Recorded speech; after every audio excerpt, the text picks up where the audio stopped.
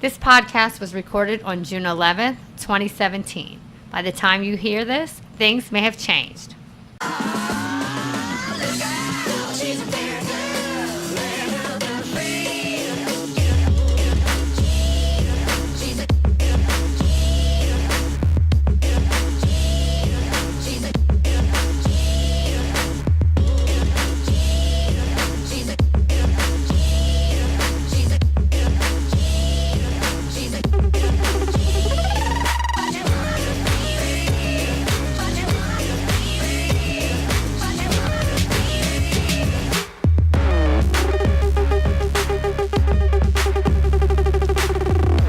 Welcome to Black Women Talk Politics. I am Sabria Williams. I'm here with Sheila Swain Clark. Hello. And Alison Walker, who is our special guest today. Hi.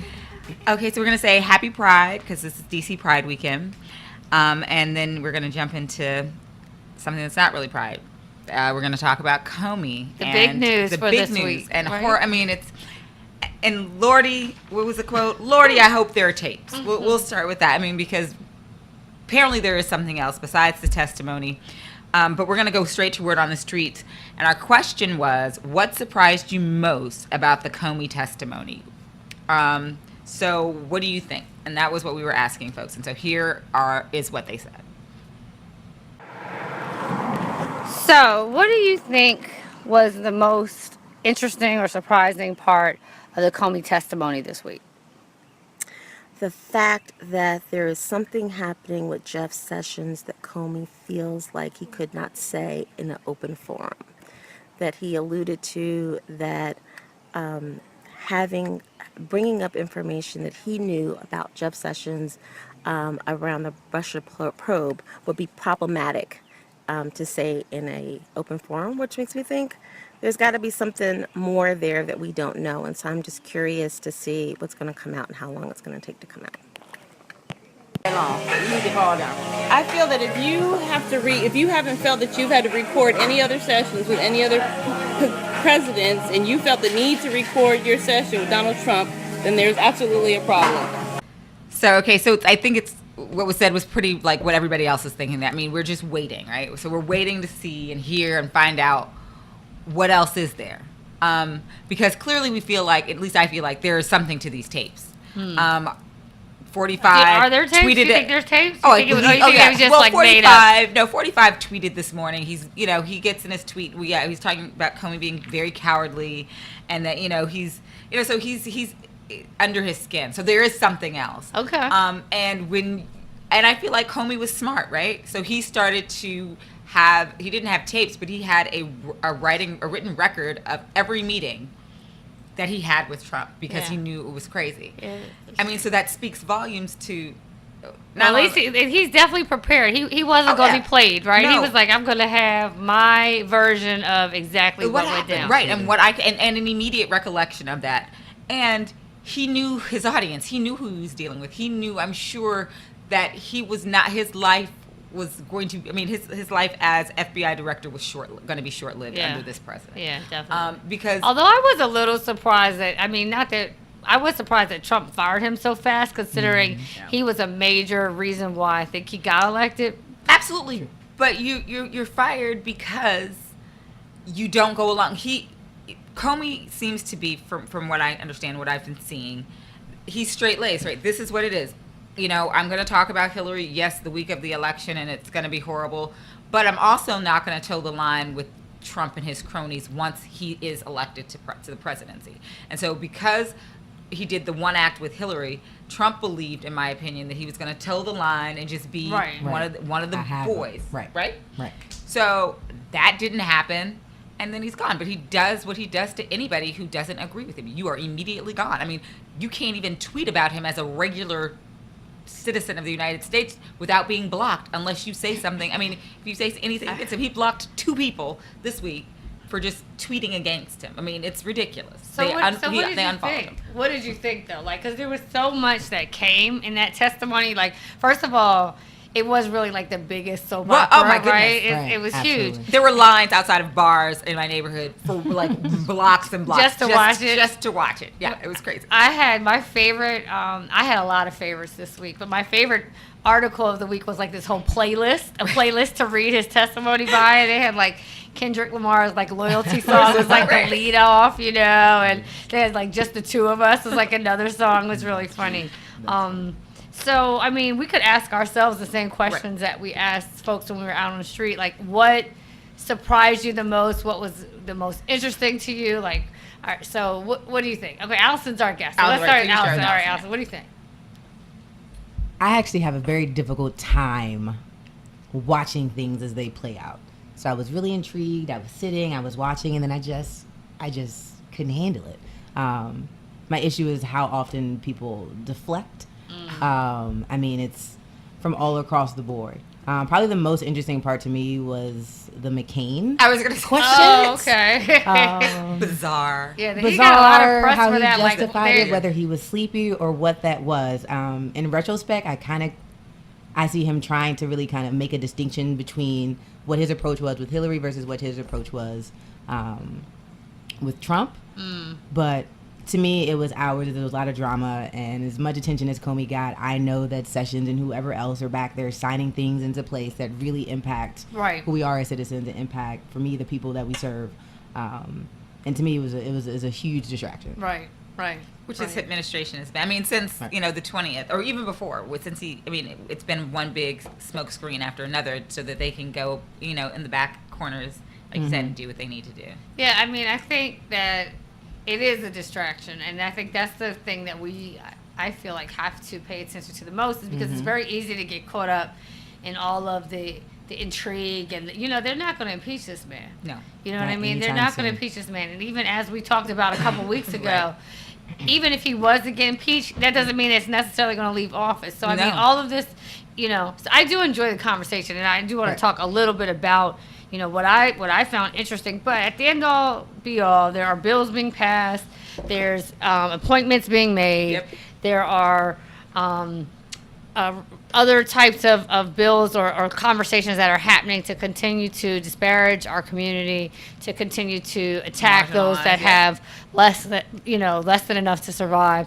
And I think Donald Trump, because he is such a television person, a media, I mean, like, this is like the real live Apprentice. Oh, 100%. And for everyone who will watch and pay attention, he'll give it to you, right? And while behind closed doors, they're doing his real folks are doing the damage. And it's a lot of damage. And it's a lot of damage. And I mean, and we're just getting started. Yeah. I mean, just think if there. I mean, we believe that he's not probably going to be impeached, and he's not going to leave office, and we have 4 years of this disarray that's going to happen, and this disrepair, because I feel like we were repaired at some point, and now it's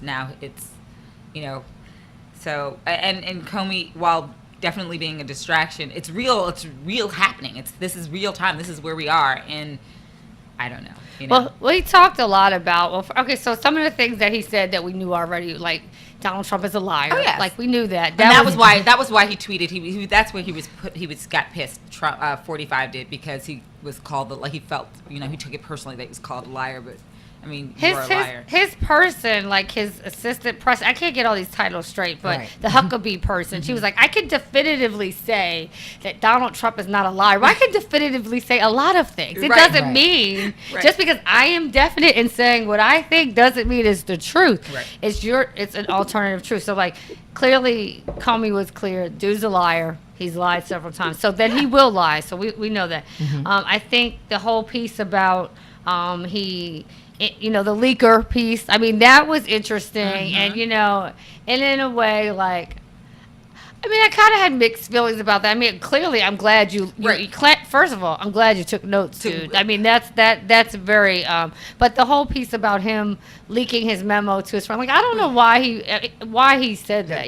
I personally think I would have just, like, left that alone until somebody forced that out my hand, because why? Like, who cares? It came out. I mean, that was my boy anyway. Most likely, they're not going to be like, yeah, this dude gave it to me last night. I mean, we were good. You know what I mean? Right. But so I kind of feel like, in a way, that hurt him, because when you read the alternative facts of Fox News or those other people, like, that's their top thing. Like, when like everybody else goes down the list and they're like, Trump's a liar.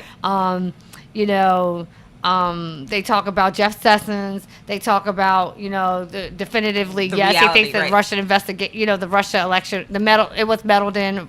But when you look at Fox News, they they're flip like, it. James Comey leaked. Yeah. They're like, Trump is not under investigation. But that's what's so like, scary, that's their because talking points, When you're on the alternative stations, the scary part is they're running it on so much on the Trump slant in a good way. And then I feel like the news I try to listen to, I try to have it be, news, which people, their side calls it fake news, even though it's like, I feel like reputable, right? CNN. But Fox is so far. Yeah, Fox It's, is. it's just ridiculous. It's like, so you are not even watching the same thing. So the folks that are his base that are watching Fox News and the others, they're getting this and feeling like this is news because it's on TV and this is what they're telling me. And I'm only going to watch Fox because that's what my president basically tells me to watch. Right, yeah. So again, the distractions and the bigger pieces to all of the things we're talking about and how the divisiveness and how to try and like bring it around, because what we're talking about with Comey, the folks that are watching Fox, he leaked. Yeah, they're focused on the leaker, and look, and they're focused on Trump's not under investigation. Exactly. But so some of the pieces that I've been kind of looking at too is like, okay, so what comes next? Because it was a wonderful important. show. Right. I'm telling you, all of Thursday, Nothing I was comes glued to media and Right. television. But Nothing what comes comes next? next. But things do come next. I think one thing that's Well, I think there's more distractions come next, in my opinion. I don't feel like there are going to be they'll do big shows, but as Right. far as having an outcome and having, okay, this has happened, so what is the result of that? There's not going to be, I don't think, a result. right But that more that show. we find satisfying. Exactly, I think, exactly. Or that is not even if we find it satisfying, that it just happens. So yeah, sometimes it may not be the result we want, and so we're not satisfied with. But I don't think there's going to be any resolution. So Right. it's just going to be floating out there, just like Well, you had like all the today, other things. Lindsey Graham, I guess. I think it was him. He was on Face the Nation, Mm-hmm. and so they seem to want to be partition this piece where they say, okay, Russia definitely was meddling in the election, and they're like, we need to punish Russia. However, the presidency of Donald Trump is legitimate. So they try to like break it But apart. there's not So- one for the. They can't be separated. They If really can't Russia be influenced the separated. election, Right. then it definitely. Right. Trump is definitely a part of that. Period. But that's how they're spinning And it. even if You know it's what I not mean? him, and I think that's a good segue to go into talking about Jared Kushner, who is the president's son-in-law. Well, to be real quick, I want to just give our listeners I'm a sorry. couple little things. No biggie. To look I'm for. rushing head for it. Because there are some takeaways that we're going to be tracking for the Right. next couple of probably years. Right. Weeks, months, years. One of the decades. pieces that's being talked about a lot is, will Trump come testify? He No. said he said that he would. His people wish He he said would was shut gonna up release his tax because returns. they're all like So- yeah. And that Well, we moved on from So that. he Right. says a lot, but again, Right. he's won't. a liar, right? He's We a talked liar, about that. right. But they wish he didn't even say that, because like as soon as he said that, he tweeted that. They tried to take his like Twitter handle from him. They were all like, "Well, we don't think the president really should do that." And so then there's this whole notion of like Robert Mueller, the special counsel, is he going to interview Trump? The case for obstruction of justice, that was asked a lot, like, do you think, Comey, this is an obstruction of justice? And so a lot of people are skating around that right now. There's a lot of I'm not a lawyer kind of, we know Right. like 99% of the DC. politicians are Right, lawyers, but DC. so there's that whole thing about obstruction of justice, and there's also are there tapes? Which I think There are tapes. do you think they're tapes? I think they're I don't tapes. think there would be tapes I in the think White they're House. I tapes. don't think that's too far going to Not think. at all. Clearly, there's Not at all. videotape. There's And- no right. way. So there, Right. And It Trump has to be is something. he has a taped. history of taping. True. And being taped. This True. is what he does. And part of it, I think, is to see what he can get on folks, and part of it is to to cover whatever piece of dignity he may think he has. But I think it's just so there are tapes, I believe, and the fact that Comey wants them out, I think, speaks volumes. Yeah, I don't and have. Great. If you bring it out, then I probably missed something in my my handwritten record. And then Yeah, right. now we can verify what I said was true. But you missed the really big part. I forgot. It's all ridiculous. Yeah. So anyway, those are some of the things to look forward to. Right. In Are this, we looking forward to? and of course there's also Sessions, who we didn't talk about, but him, coming up or him volunteering to say, hey, I could stop doing this job. Yeah, I wish they would have took him out. He needs to resign. Sessions is a major problem for black people. He's a major problem. He continues to just promote this law and order approach to, of course, yes, justice and to brown people and poor people. He needs to resign. He has lied. Liars hang with liars, right? Yeah. So he has lied about at least 2 encounters with Russia. And there's, I believe that, how everybody around Trump has a Russia link. I just don't understand. That counts as a meeting? That counts as an encounter? Right. Yeah. Or back channels. Speaking of Jared Kushner. It's all. So today, so I was with friends today. We're going to go to, I guess we're heading in, are we now segueing me into Jared Kushner?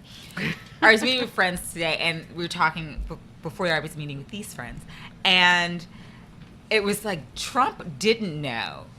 He had no clue. Like, we were convinced that he didn't believe he was going to be president. He would have been fine berating Hillary for the next 4 years. Definitely. Jared Kushner, on the other hand, did know.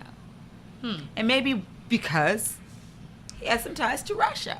Maybe because he knew that they were fiddling with this election in a way that was going to make the outcome what it is.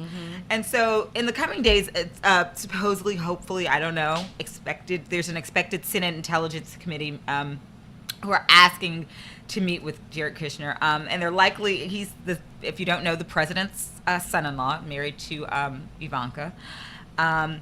And they want to meet with him to ask about his interactions with Russian officials. What were they, if there were? We know there were. And so, again, the liars hang with liars. I don't believe it's going to be forthright or forthcoming. Initially, I feel like this is going to be an onion with many layers. It's going to be stripped off, and I didn't know that was qualified as a meeting, or I didn't realize this. But but there's an investigation.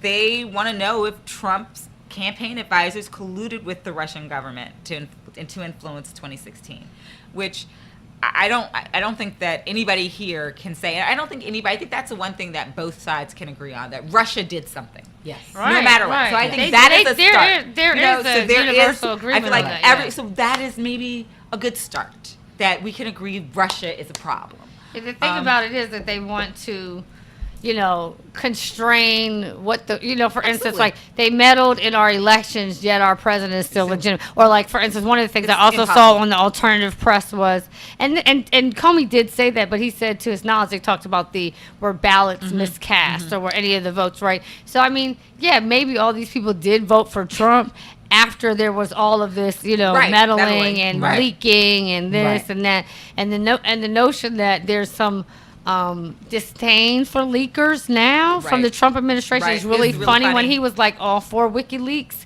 when it was all about Clinton's emails, right?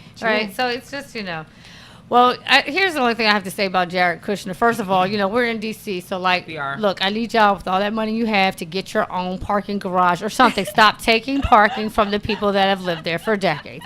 And then the other thing I want to say is about Ivanka Trump and the $100 million that she got for her charity in Saudi Arabia. And I just have to say, how are these things not conflicts of interest? Like, I don't understand. If you have, first of all, the whole Trump they're just family. not addressing it. Yeah, well, that they are definitely conflicts of interest that are just not being. This to me is just it's really disgusting. Anybody else, but right? Even when they're acknowledged, Everybody there else. doesn't even seem to be okay. So there's a conflict of interest, but then what's the next step? What's the repercussions? Right. It doesn't seem to There's actually, no because no one's ever resolution. tested these boundaries this way before. Right. It doesn't really seem to be repercussions or penalties for these conflicts of interest. And because we're going to keep talking about conflicts of interest, nothing's happening because they're still getting their back channel work done. Right. And so, again, the part of the distraction is we have all of these people. We have Russia. We have conflicts of interest. We have tapes or no tape. Everybody is, everything is in so much disarray, but they're still getting their agenda is being pushed in ways that are going to be so detrimental.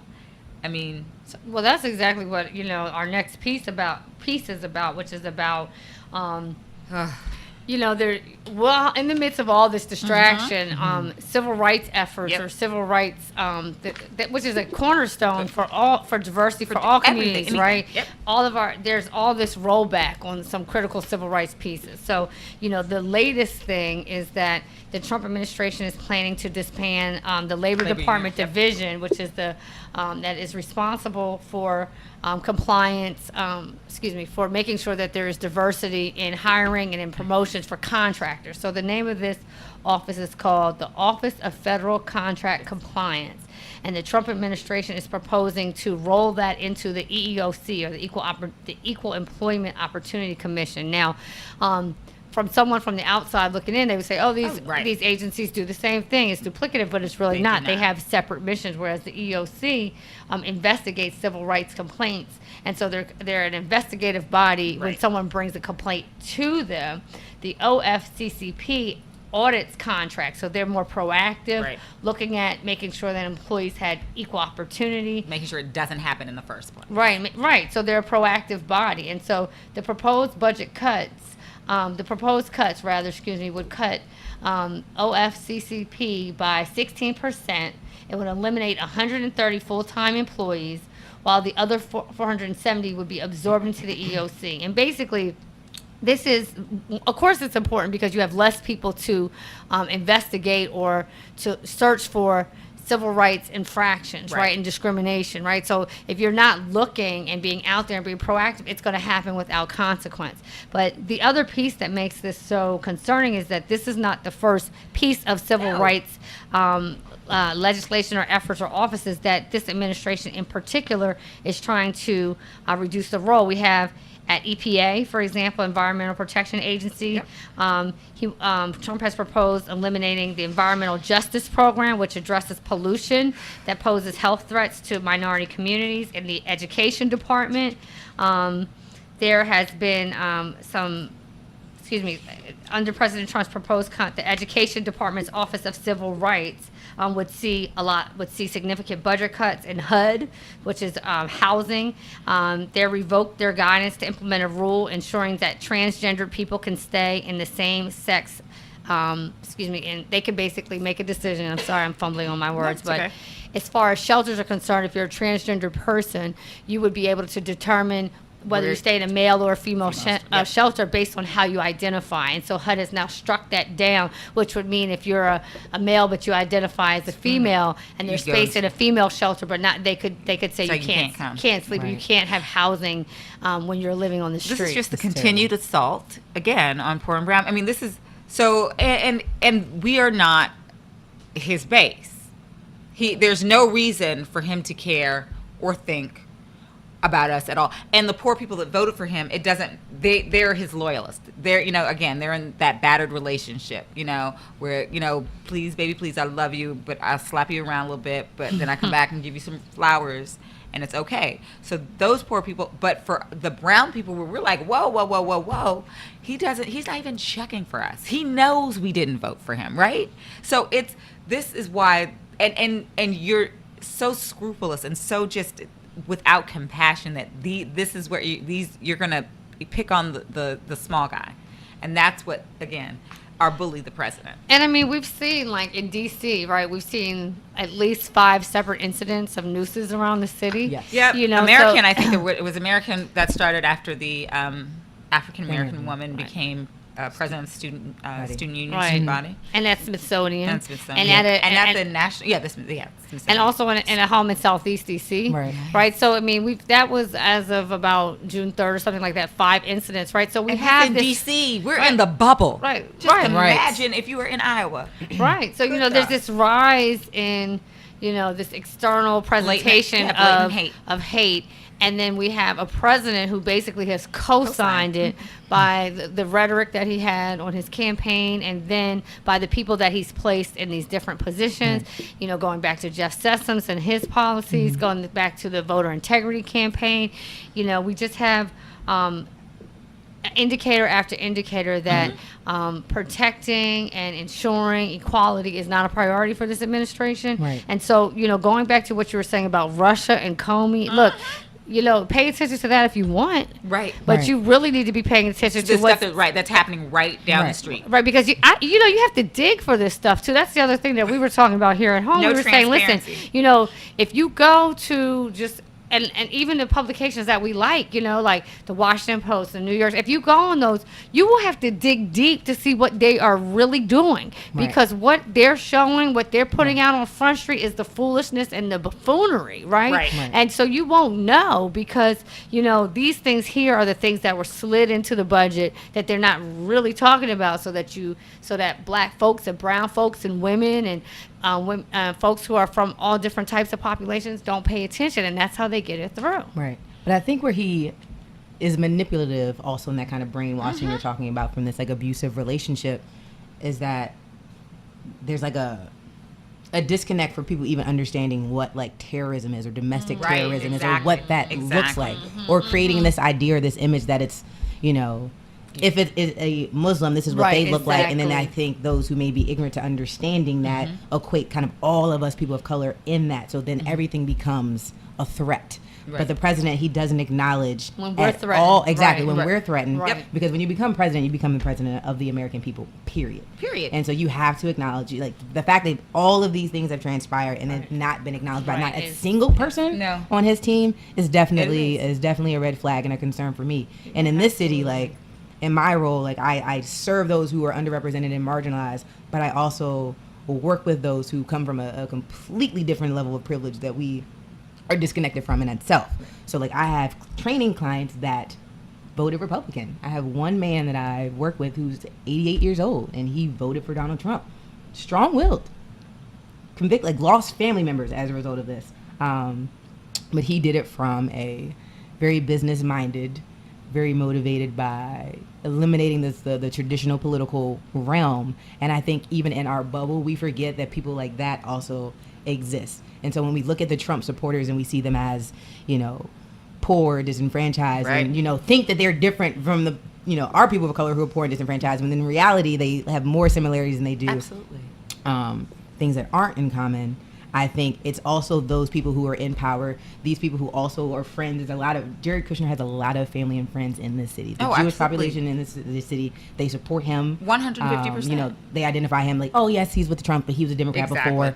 And I think that there's that subset that exists in the city that we don't even talk about. But they're how are also they around only the world? like the country. 0.1% of them because you're talking about uber rich. So it's not that part. But that power. But the is power. scary. And so so we do when we were talking about we've talked about a lot like who voted for him. Yes, the super rich, Right. and then the super poor. And then folks that felt like... But they allegedly support that they're out there for the middle Out class. there Yeah, for the well, I'm right. just saying, we talked about this a couple weeks ago when we were talking about, the religious right. You know what I mean? And, I Right. just, Like housing, I know we as people compromise all the time, right? We're Right. not. Yeah, you pick and choose your battles. So, but it does become very difficult when you see people who say that they're for equality, this and that, but really they're for their taxes being Absolutely. cut.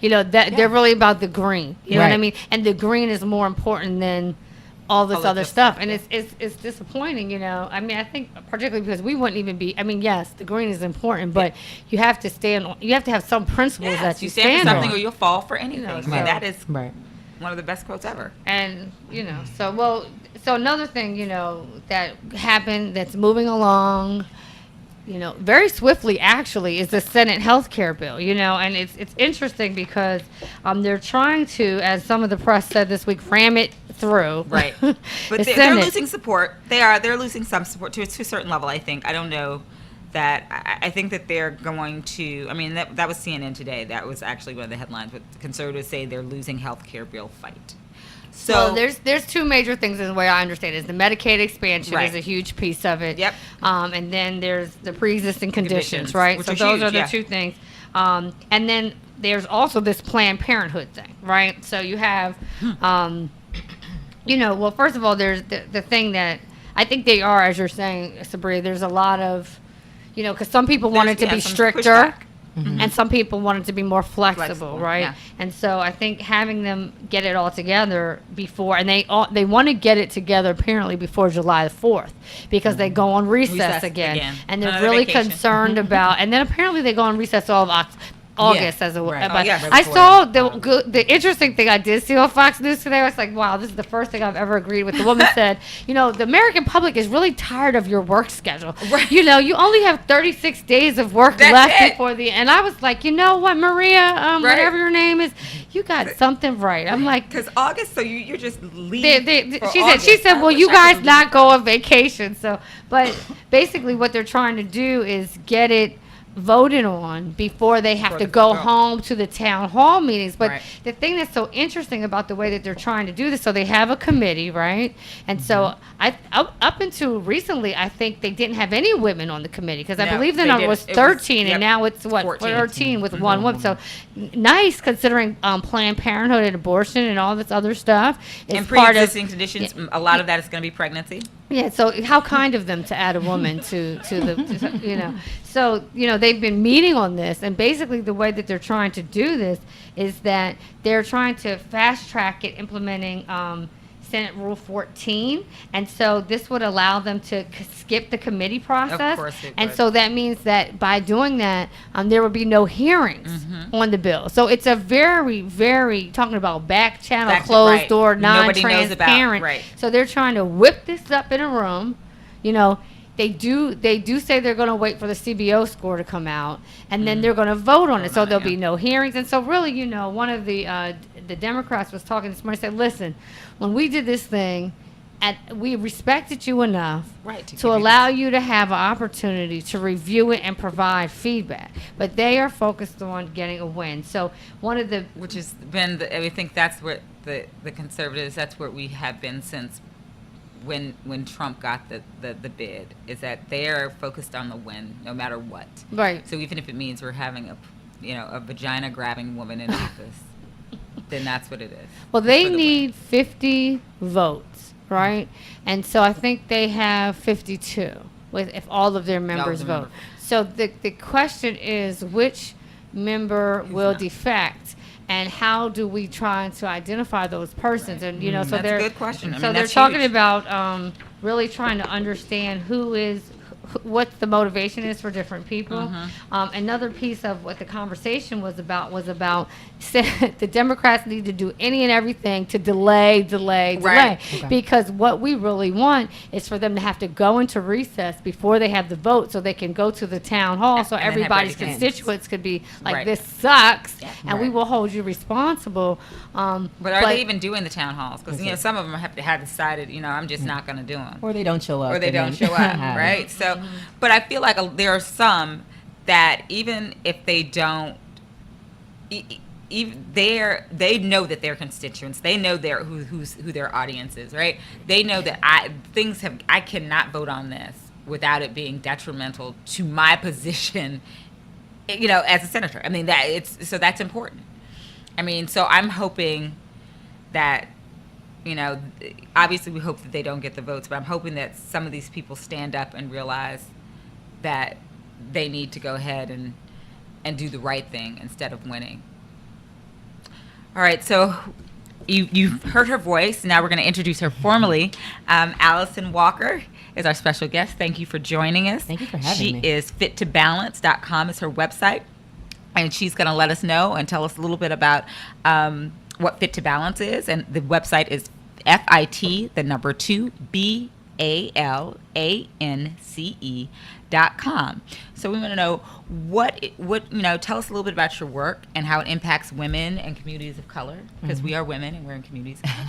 Yes, thank you. Like she said, my name is Alison. I am a native Washingtonian, clinical social worker, as well as a personal trainer.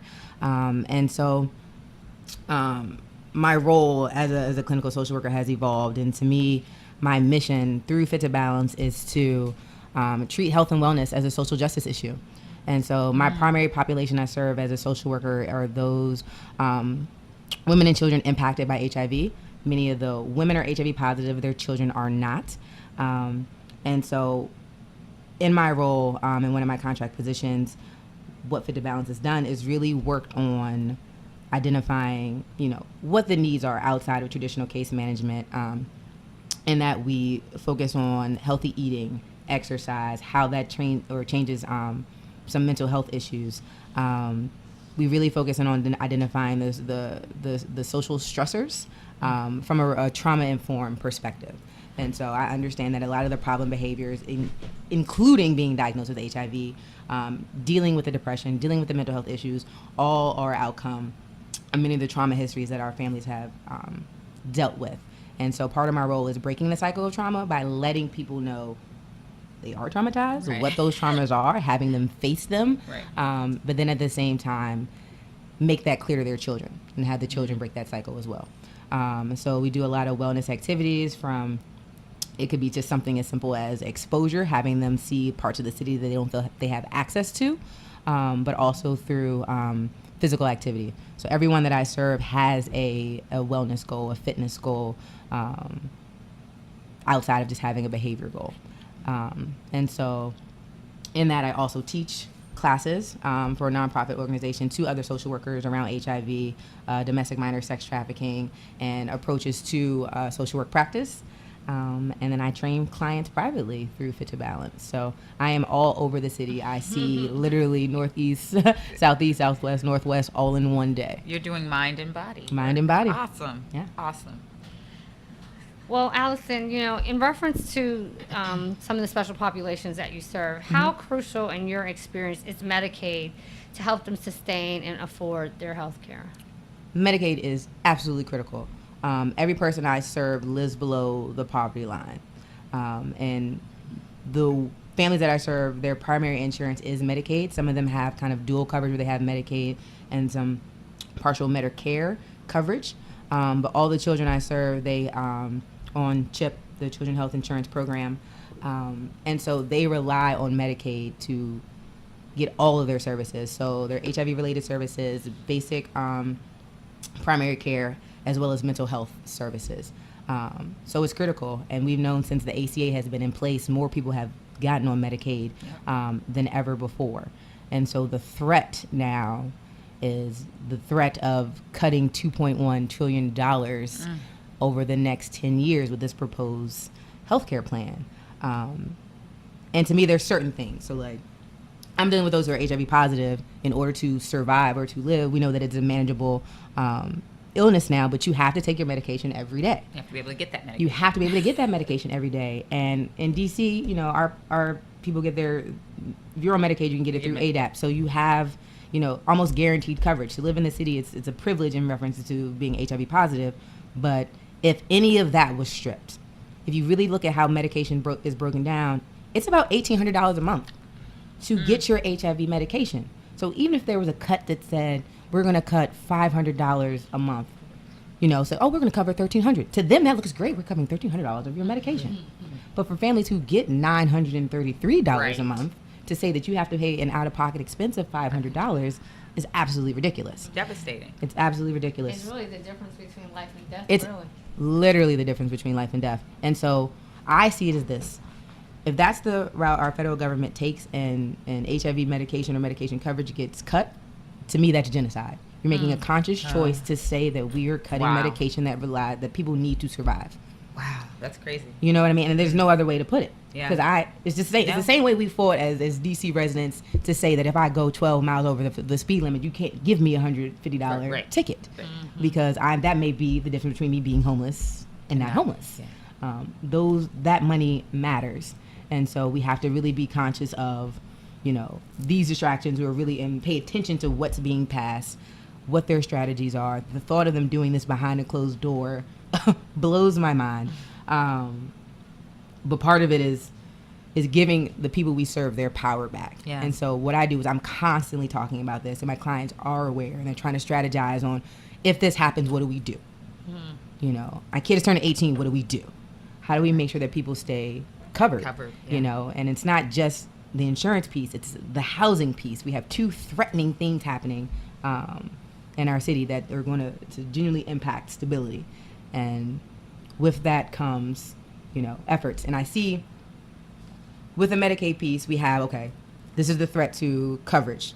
But then we also have a plan that we've set up with other countries where we say we're going to end the HIV/AIDS epidemic by 2030. And with a goal by 2020 that 90% of people who are infected know they're infected, 90% of people are in treatment within 3 months, and then 90% of people are undetectable. All of that by 2020. Well, how can we do that? There's no Medicaid It's a contradiction coverage. of terms here. Exactly. Yep. How do we do that if organizations like Unity Healthcare, where they have 12 clinics across the city, they rely on federal funding too? Absolutely. Any cut to that, boom, boom, boom, you're losing healthcare coverages. They have a whole home model that they rely on, but they can't do it without federal government support. So it digs deep, and even for us, you know, we're social workers. You know, if we don't, we can't bill Medicaid. Right. We can't serve. Right. We can't serve. We can't work. We can't work. We don't. Right. You know, so it's more than just, you know, paying attention to the poor and what they need and marginalized populations. Like it's a trickle down effect. So the idea that this president is bringing jobs and at the same time sabotaging lives and sabotaging jobs. It seems like an assault on social justice. Seriously. Seriously. I'm So sad. So considering you were talking about, and I know this wasn't a planned question per se, but you know, you're talking about. I mean, we are in a tale of two cities here in DC. You know, it's a have and a have-not city. Right. So I mean, the question, you know, that we have to think about as people who are advocates for people who have not, you know, is how do we help the haves understand the urgency of the situation? You know, is there. And so I know you're talking about, you know, in terms of your business, you're working with other populations. You're not being a social worker with that population. You're being a fitness coach. Sometimes I am. So, what, you know, what would it take? You know, and I think that's a question for all of us. What would it take to help folks understand that this is about more than just, you know, a handout, a charity vote here. It's a genocide. Yeah. Because that's what you have to. How do we get them to understand? Part of it is talking, and one thing I do is I'm constantly running my mouth, and so I have some of my older personal training clients who say that I am their view to the world. Like you only know what you know. Right. And if you're not putting yourself in those circumstances, if you're not actually talking to people who are disenfranchised, you don't know. And so I serve as kind of the avenue in that. And so like I can have conversations with people who may have voted one way that, you know, where we can say like, okay, I'm trying to understand where that came from. What's your motivation behind that? And then they hear my side. And my argument and kind of where I shut it down is that I don't just vote for myself. I vote for people who are disenfranchised. And I feel that that's how everybody should vote. Yeah. If you were going to vote in this past election and be okay, then it doesn't matter to me. You know what I'm saying? Like, then you should vote. If you're going to be okay regardless of who is president, Right. you should really consider where your vote goes. If you're going to be okay regardless, boom. Yep. That is an excellent That's point. an excellent point. To me, like even last week, there was a race for Black and Missing, and I made a personal point to talk about as much about missing young people as possible, and that pulls on people's heartstrings. And they can acknowledge to say that, well, you know, I didn't hear that, but I heard so and so went missing, or you know, and they're from this part of town or this whatever. Right. Why didn't we hear about this? That's what I'm asking you. So let's have that conversation. And so in that, I made a personal commitment to one of the co-founders of Black and Missing to try to get 100 people to show up for the race. And my internal personal mission was to get as many people that look different as possible to show up for the Black and Missing race. And so I had 85 people come. Wow. Black, white, Hispanic, Asian. Youngest was 6. The oldest was 78. Nice. Wow. And to me, even the founders of Black and Missing, to see a group of people that are incredibly diverse, to be present, to be like, because I ran my mouth and told them, they cared and they showed up. And it's not about what money you have to sort of spread the word. As long as we keep talking and not arguing, they'll hear it. Not everybody, but a good amount will hear it, and they'll want to help. And I look at even the threats to us across the board and nonprofits in this city. To me, it's like traditionally we've relied on government for everything. 65% of your budget is federally funded. Well, I say stick it to the man and change that.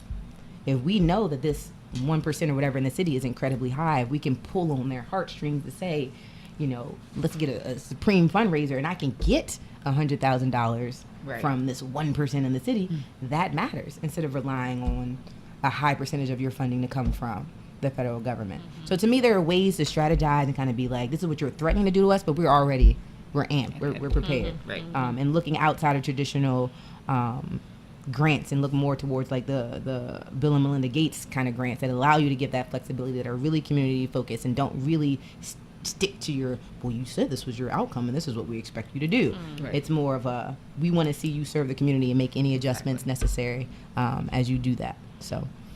Right. Well, Alison, thank you so much. I think that was really insightful. Yeah. And, What's the takeaway? The genocide. That was my takeaway. yeah, and also that your vote is not for you. your vote You is know, I not think for that's you. such That a was great huge. point because, you know, I think a lot of people can relate to that, you know, because like you said, there's so many people, they're going to be okay They're either gonna way be or not, okay either right? way. So, well, so that leads us into our final segment, which is Act Up. And so we're going to talk a little bit about what ideas we have. So I think the main idea that I can share with you guys is on this whole piece about the healthcare. You know, I was listening to a podcast this week and they talked about the importance of calling up your person, just getting on the that phone, yep. that switchboard, that there is a switchboard, and get on and call because they have to register all those calls. They have call, every yep. single call has to be registered, has to be categorized, and you're saying whether you're for something or you're against something. So it's really important to, as women,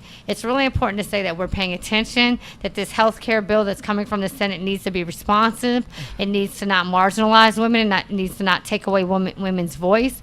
It needs to respect that a woman has choice and it is her body. You know, so all of these things are really important. So we need to call, and we also And need to call and encourage, write, yep. and we also need to encourage our Democratic senators to not to stop playing, really. You know, when they go in there, they need to use all the tactics that were used against Barack, you know, to stall and delay and get in the way. So like this, for They need instance, to be more Republican. filibuster, right? Stop and block. Right. Stop and block. Okay, Absolutely. so I want to encourage. You know, we have senators like Kamala Harris, who you know, her piece that she came out with this week was courage, not courtesy. You know, because you know we've been a little bit too polite and a little bit too political, and it's time. You know, when we're talking about 23 million Americans that may not have health care, Yep. we're talking about folks that can't afford their medication. Yeah. We need to stop being courteous and do what we need to do. So I'm We need to start asking the swinging Democrat. back. So you guys need to tell. We all need to tell our representatives to have some courage and speak up. And stop playing the Courage, game and trying to not keep your courtesy. seat safe. Right. You know, Because it's not safe. 2018 is coming. Yeah. and right. it's not Winter is coming. Yes. and your seat is not safe. Not now in the way the environment is, the culture is now. So it's not safe regardless. So get out there and have some courage. So Bree, I thought you were also going to share a little bit about because we're shouting out our dads because Father's Day. Oh yeah, happy Father's Day. So Father's Day is coming, and I don't know if we'll be here. So I want to say, for my Act Up is that during your Father's Day weekend, ask your father or a father what are they doing for the road to social justice, equality. What are they doing? And you can let them know what you're doing, and maybe you guys can have a powwow about it over Father's Day dinner. So happy Father's Day. Happy Father's Day, Lamont, our awesome producer.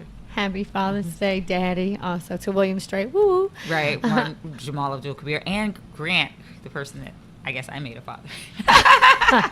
It's your baby's daddy. My baby's dad. Allison, did you want to shout out anyone or share an Act Up as we're closing out for today?